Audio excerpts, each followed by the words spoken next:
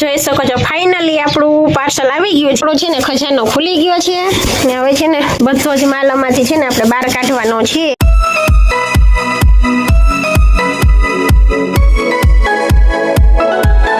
ઈ જોઈ શકો છો આ છે ને બી મેં કાઢી અને રેડી કર્યા છે.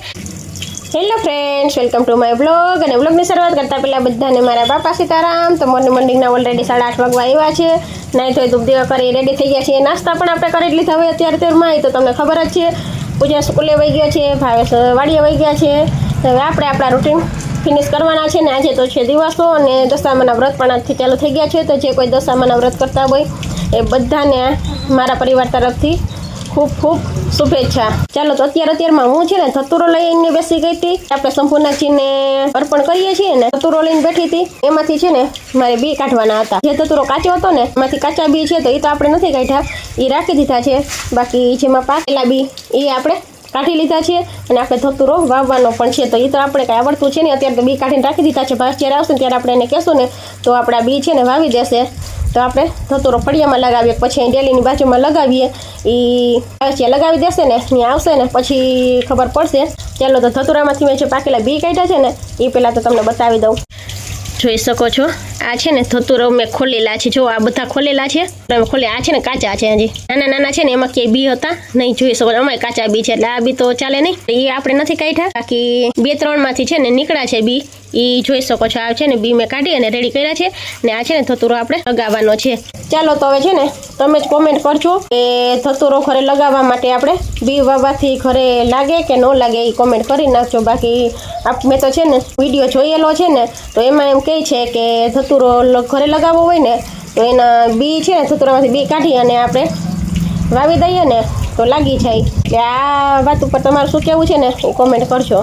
જોઈ શકો છો ફાઇનલી આપણું પાર્સલ આવી ગયું છે અને હવે છે ને આને ઓપન કરવાનું છે આપણે. ચાલો તો છે ને ખજાનો ખુલી ગયો છે ને હવે છે ને બધો જ માલ આમાંથી છે ને આપણે બહાર કાઢવાનો છે. ઉપર ચપ્પલ છે ને વચ્ચે આપણે છે ને ચપ્પલની વચ્ચે જ બધો માલ જો ભાઈએ રાખી દીધેલો છે. આપણે રાખડીઓ ને બધું જે લાવ્યા છે ને એ બધું વચ્ચે રાખ્યું છે કેમ કે ભાંગતોડ ન થાય ને એટલા માટે. ચાલો બધું ઓપન કરી લો ને પછી હવે તમને બતાવું.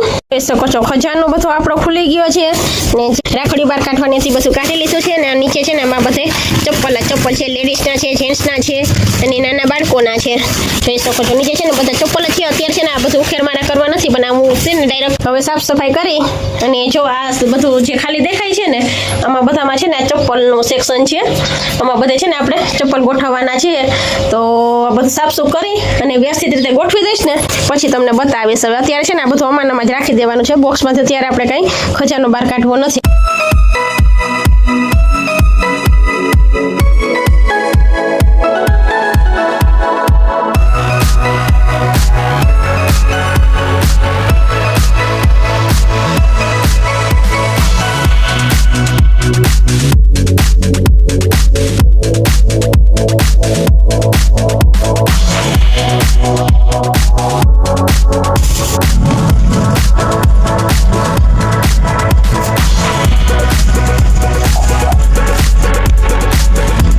તો ફાઇનલી આપણું પાર્સલ છે ને આવી ગયું છે. 4-5 દિવસથી આ જામજોત પર આવીને પડ્યું છે પણ પેલા ભાઈએ છે ને આપણને કંઈ કોલ કર્યો છે નહીં કે માલ આવી ગયો છે. આજકાલ 1-2 જગ્યાએ તો જે પાર્સલ આવે છે ને ત્યાં જઈ અને પૂછી આવ્યા હતા ખરી પણ કે પાર્સલ આવ્યું છે કે નહીં. તો એ 2 જ્યાં પૂછવા ગયા હતા ત્યાં તો નહોતું આવેલું પણ બીજી જગ્યાએ 4-5 દિવસથી આવી ગયો છે. કેમ કે હું દર વખતે માલ લેવા જાઉં મને ખબર છે જે દિવસે હું માલ લેવા ગઈ હોય ને એ દિવસે જ માલ નીકળી જાય ને બીજે દિવસે તો ઓલરેડી માલ છે ને પહોંચી જ જાય.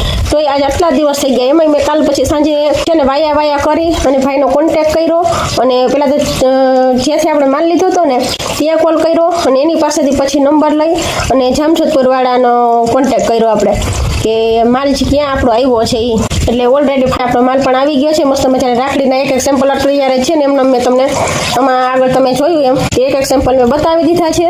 ને હોશિયારીમાં તો અત્યારે કંઈ વધારે આપણે લેવા નથી પણ હવે છે ને 8-10 દિવસ પછી પાછો એક રાઉન્ડ મારશું ને ત્યારે લઈ આવશું. એટલે અત્યારે તો આપણે બીજું કંઈ લેવા નથી. રાખડીની ચપ્પલ લઈ આવ્યા છે, ચપ્પલ ગોઠવવાના છે ને ઓલરેડી ચપ્પલ લઈ આવ્યા છે તો ચપ્પલ ગોઠવવાના છે, રાખડીઓ બધી ગોઠવવાની છે. વાગી ગયા છે 10 ને મારે રસોઈ પણ બનાવવાની છે ને આજે છે દિવસો તો એટલે મારે છે ને રસોઈ પણ ફટાફટ બનાવવાની છે. ને હમણાં બાયું છે ને વાર્તાવાળી આવી જશે એટલે આપણે વાર્તા કરવાની હોય ને તો રસોઈ બનાવી લો. બાકી રસોઈ રહી જશે ને બાયુનો છે ને એક પછી એક ઘેરા મંડે આવવા. એક આવે ને એટલે પાછળ છે ને બધી બાયું આવવા મળે ને તો વાર્તા કરવામાં જ રહું ને તો રસોઈ જે છે ને કમ્પ્લીટ ટાઈમે છે ને રસોઈ આપણી બને નહીં. એટલે છે ને પહેલાં તો ફટાફટ પહેલાં હું છે ને રસોઈ બનાવી લઉં. ગેંગેર ફેફે થાય છે કેમ કે ઉતાવળ જ એટલી છે, ફટાફટ રસોઈ બનાવી લઉં ને તો પછી વાર્તા આપણે ચાલુ કરીએ. ત્યાં હમણાં છે ને બાયું મળશે આવવા. ચાલો તો હવે છે ને આપણે રોંઢે મળશું, ત્યાં સુધી તમારે વાર્તા કરવાનું અમને ચાલુ રહેશે ને. પહેલાં તો રસોઈ બનાવી લઉં, પછી વાર્તા આપણે સ્ટાર્ટ કરશું. આવી જાજો તમારે બધાને દિવસની વાર્તા સાંભળવાની હોય ને તો વાર્તા સાંભળવા આવી જાજો. બાપા એમ સીતારામ કરી દે. બાપા સીતારામ કરી દીકો. એ નીની નથી કરી, બાપા સીતારામ કર. ચાલ બાપા સીતારામ કરીને ડાયા દીકો. એ ડાયા દીકા.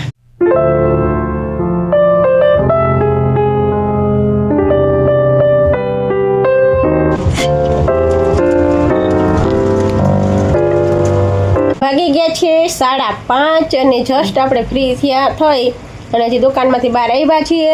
ને સવારે હું તમને કહેતી હતી એ પ્રમાણે બપોરે છે ને મેં હજી રસોઈ બનાવી લીધી ને ત્યાં આયુના ઘેરા છે ને ચાલુ થઈ ગયા હતા આપણે વાર્તાવાળા. 11 વાગ્યાથી 1-1:30 વાગ્યા સુધી એક જ ધારી છે ને વાર્તા જ કરી છે. ને વચ્ચે ભાવેશ આવી ગયા હતા. ટિફિન તો મેં રેડી કરી લીધું હતું, ભરવાનું રહી ગયું હતું તો ભાવે છે ને આવી અને ટિફિન રેડી કરી અને વાડીએ વયા ગયા હતા. ને પછી મેં 1:30 વાગ્યા સુધી એક ધારી વાર્તા જ કરી છે. ને પૂજન પણ આવી ગયા. આવીને એને કપડાને ચેન્જ કરી લીધા ને ત્યાં સુધીમાં મેં લાસ્ટ વાર્તા કરી લીધી હતી. પછી મમ્મી દીકરા 1:30 વાગ્યા છે જમવા બેઠા હતા અને માલ પણ ગોઠવવાનો હજી રહી ગયો છે. રાખડીની તો ઓલરેડી આપણે કાઢી લીધી છે એટલે કાંઈ ગોઠવવાની કાંઈ છે નહીં, બધું વ્યવસ્થિત રીતે કરી લીધું છે. પણ ચપ્પલ છે ને જે ગોઠવવાના ને એ બધું બાકી છે. ને આજે છે દિવાસો. ડેલી માટે રાતના જ આપણે કંઈક ને કંઈક પ્રોગ્રામ હોય જ છે. તો આજ તો દિવાસો છે તો આજ તો કંઈ ને કંઈ બનાવવું જ જોઈએ ને.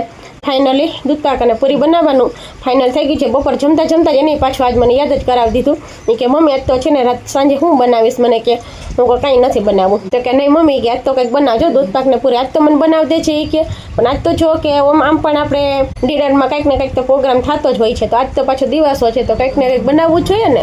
તો આપણે બીજું તો કંઈ નથી બનાવવું પણ દૂધપાક પૂરી બનાવવાના છે. તો મને હમણાં યાદ આવી ગયું ને કેમ કે આજ પાછું છે ને આપણે રાખડી આવી ગઈ છે ને તો રાખડીવાળા ચાલુ છે. કેમ કે નવો માલ આવ્યો હોય એટલે ઘરાઘર ચાલુ હોય તો રાખડીને મસ્ત આપણે બોણી પણ કરી લીધી છે. દુકાને બહાર નીકળી તમને યાદ પણ આવી ગયું ને તો મેં સાબુદાણા પલાળી દીધા છે. કાનુડિયા 5:30 વાગ્યા જ ને તો એ હજી સૂતો છે એટલે આહિસ્તા બોલવાનું છે. મારે બહુ જોશથી બોલવાનું નથી એટલે થોડું આહિસ્તા બોલવાનું છે. ને યાદ આવી ગયો ને તો સાબુદાણા 3-4 પાણી વોશ કરી અને પલાળી દીધા છે. એટલે અત્યારે તો છે ને દૂધપાક ને પૂરી બનાવવાના છે.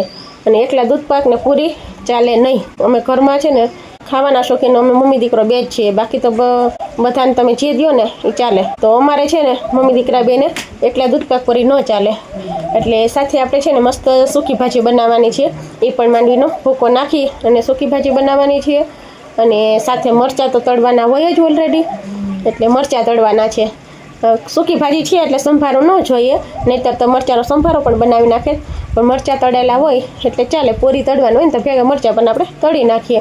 એટલે અત્યારે છે ને મસ્ત મજાના દૂધપાક પૂરી અને સૂકી ભાજી બનાવવાની છે.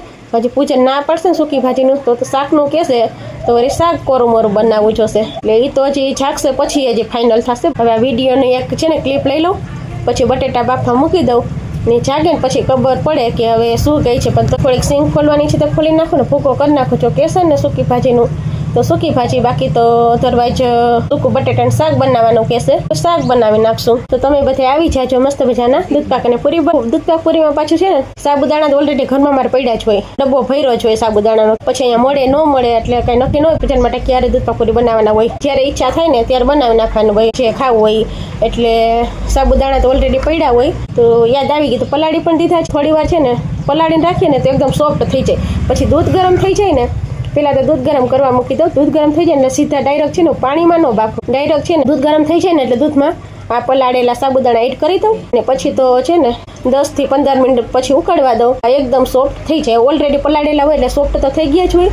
પછી તો ઉકાળવાના જ હોય. ખાંડ નાખી અને થોડી વાર ઉકાળી લઈએ ને મસ્ત મજાનો સાબુદાણાને છે ને દૂધપાક બની અને રેડી થઈ જાય. ચાલો તો તમે પણ બધા આવી જાજો દૂધપાક અને પૂરી ખાવા માટે. ચાલો તો હવે છે ને વિડીયોનો અહીંયા એન્ડ લઈ લેવાનો છે. દૂધપાક હું બનાવીશ ને એ શૂટ કરીશ ને તો પાછળ આ ક્લિપ મૂકી દઈશ ને. અત્યારે છે ને વિડીયોનો પહેલાં એન્ડ લઈ લો ને. એન્ડ લેવાનો રહી જશે ને તો રાત્રે એન્ડ લેવો જશે અને કદાચ ભૂલાઈ પણ જાય રાત્રે જમવામાં લેટ થઈ જાય ને તો. એટલે ચાલો તો આ સાથે છે ને આપણે વિડીયોનો અહીંયા એન્ડ લઈ લઈએ. વિડીયો પસંદ આવીએ તો પ્લીઝ વિડીયોને લાઈક કરજો. ચેનલ પર નવા આવ્યા હોય તો ચેનલને સબસ્ક્રાઈબ કરી લેજો. મળશું આવતીકાલે એક નવા વિડીયો સાથે. ત્યાં સુધી બધાને મારા બાપા સીતારામ.